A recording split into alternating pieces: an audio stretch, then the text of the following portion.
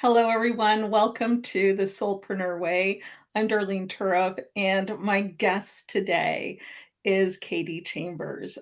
Katie and I kind of do the same thing, which was very exciting. And I really want to share with you. We're gonna dive in and get all her good stuff about how she ended up becoming an entrepreneur.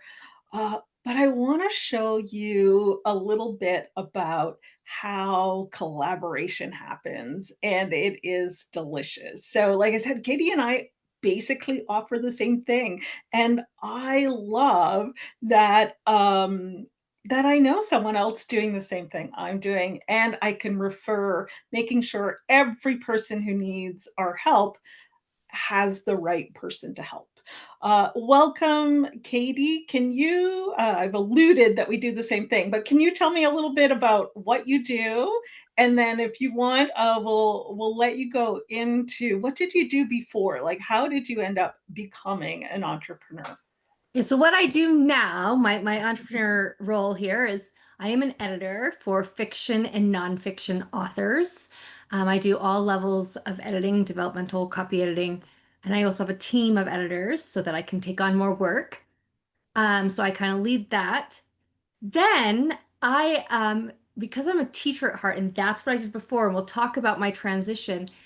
I actually create a lot of resources to help authors and to help editors. I teach editors about running the business side because a lot of them know the Marvelous. editing, but don't know the business side, which I'll talk to you about how I got there. But yes, what I do is I teach editors how to better run their business, and I teach authors how to improve their writing craft and how to improve their self-editing, and then I also edit.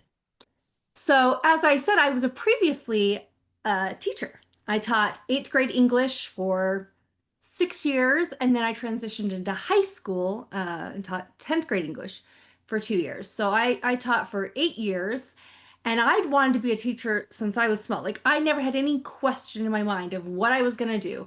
I went right to college, studied education, went on the track, like, no doubts, no questions. I absolutely loved teaching. I loved it, but it took my entire life.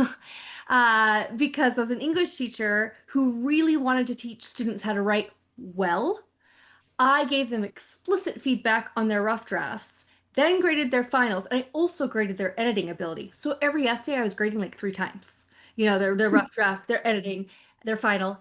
And I had a ton of students. I was constantly writing lesson plans. Like I literally would hang out with friends and bring a stack of papers with me while I was hanging out. So while I loved teaching, and I truly did, it just wasn't sustainable when I wanted to have a family. First, I thought, oh, perfect job. Kids are at school, I'm at school, then kids are home. Great. But no, my job never ended. I would have literally no mental or emotional bandwidth for my kids if I were to continue teaching the way that I was. And I didn't want to like be less effective as a teacher. So I was like, I can't do this. But I love working. Like I absolutely love working. It's like fuels me. And so I was like, I need something I can do from home where I can set my own hours, Yes. but I can still work. And that led me into what I do now. And I had no business. I didn't have a business degree. I had never taken any business classes. Business was the furthest thing from my mind. But when I made that transition, I discovered I had some skill sets as a teacher that lent themselves to business. Um, Ooh, I had to manage students, right? And I had to create systems and processes in my class to make things run smoothly. So I already kind of understood the importance of systems and processes, and I was very organized. Like I always had a schedule and a theme, and that helped when it came to like social media posts, schedules, and themes. And so I had these kind of organizational skills that lent themselves to organizing a business. So I'm like, all right, I know how to, get an organized schedule, even though I was used to the not my I work from this hours, I teach from these hours. I've never had to manage like, oh, I'm going to edit this project, I'm going to edit this project, and I'm going to edit this project, so I have to have a clear spreadsheet schedule. But I had been doing data entry in spreadsheets like forever when I was teaching. So I use that to organize my business, get systems and processes right off the bat, which is why I now can teach other editors how to run their business because this skill set that I had as a teacher, and not all teachers necessarily have this. I'm not saying, oh, if you're a teacher, you have this. It was just my skill set as a teacher. I was very organized and I had curriculums and units, and I had everything broken up into action steps, and I broke every project I needed to do into like to-do lists. So I already kind of had that going in. Um, Super. but what I didn't have was marketing. Like, Yes. I don't have to market as a teacher. My kids are forced to come to me. My clients are forced to. It's a law. Yeah. So, that is the part I did not have. And I got lucky early on in my business, and I had a company that found me and loved my editing, and they just sent clients to me, sent clients to me, sent clients to me. So I was like, oh, I'm good, I'm good, Fabulous. I'm good. But then that has dried out now. So I'm currently working with a business coach because I'm like, I don't know this part at all. I have no clue. And I had my first dry spell. I've never had a dry spell ever. They're like, most freelancers, it's feast or famine. I just always was fine. Sure, I had months with less work than others, but never like famine. I then had a super dry spell, and I mean like 3 months of no work, and then a month of Yeah. like one project, and another month of only one project, and I'm just still now trying to get out of my dry spell. I'm still working on that. So when you're going to transition, into the freelance world, I should have done this at the very beginning. I found my strengths and I found what I was good at, but I knew I wasn't good at marketing. And because I lucked out, I just back burner. But I think right from the get-go, if you want to be successful, you got to go, here's what I'm just not good at. And I either need to outsource it to someone entirely, or I need to be taught and mentored and coached. And it's scary to like invest money. Very scary for me. I'm very frugal, very frugal. I am a saver. I like watching my savings grow. Yeah. I don't like losing it. But that whole saying, you have to spend money to make money. Yes. Well, I was always hesitant because there was no guaranteed ROI, right? I'm like, what if I spend this money and that person I'm working with is a scam, or doesn't, or they're not a scam, they're really good at it, but I can't end up doing it. Like, they teach me all the things, but it's just something I'm not good at. So no matter what they teach me, I can't do it. It was super scary, but I finally got a business coach. I broke down, spent the big bucks when I'm not currently making money, spend the money when I'm not making money. But it's what I've grown so far and learned. I mean, it's exciting stuff. So it can be scary, but if you want to be successful as an entrepreneur, there are a lot of hats you have to wear. And so you need to know these are the hats I can wear because I already have that skill set in my previous job. These are the hats I could probably learn how to wear. Um, Yeah. and these are the hats that I'm like, I'm not going to learn without help or completely Perfect. outsource. Okay, so I'm gonna pause you right there. That's amazing. Thank you for sharing that, like, so authentically.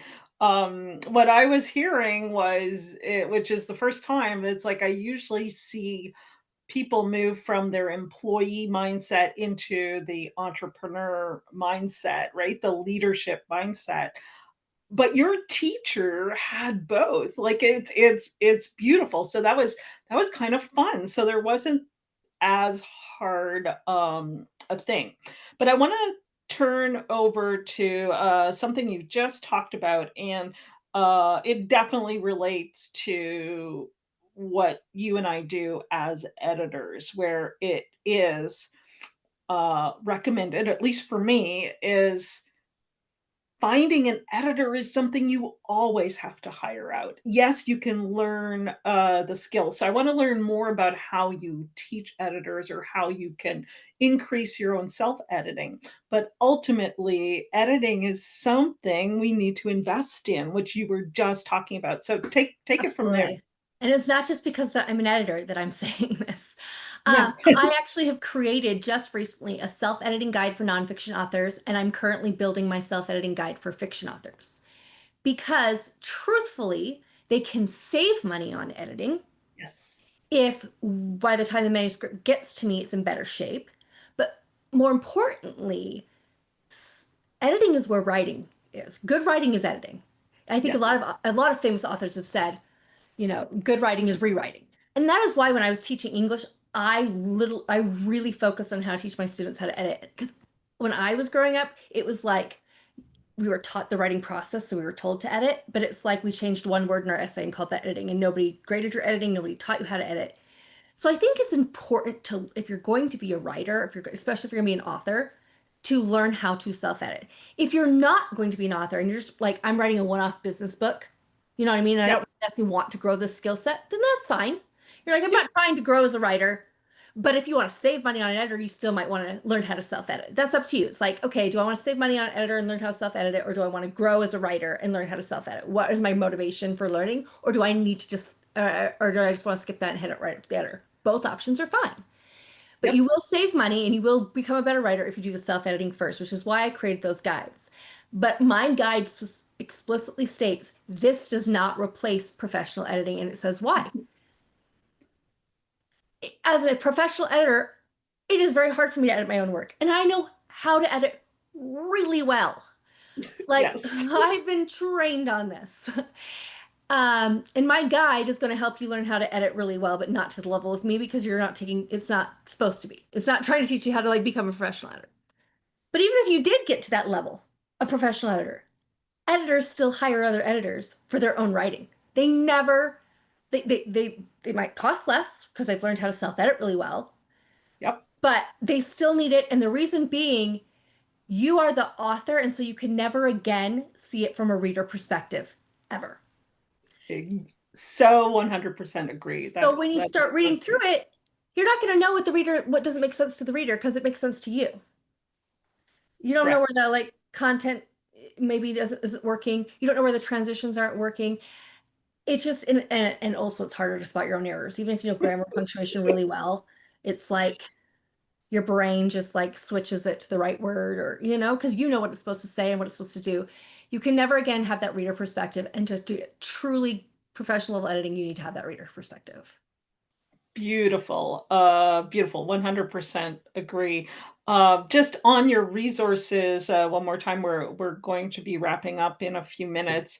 Um, the way that we do it, and I think that's what your resources are about, is when we help people write their book, the reason we do it the way we do it, we're teaching them how to edit, which is what get like as editors, we know exactly what we want you to learn, so that it can be an easier process, right? Yeah. Like if you're trying to communicate something, um, to the author and they don't know why, right? They don't understand why you're asking them to do that. So, one last minute on your passion for editing. Like, I have a lot of passion for editing. I love it. So tell me, like, the last thing that you're passionate about, and then just move right into how can people find you? How can they get access, especially this if they want to get your resources on how to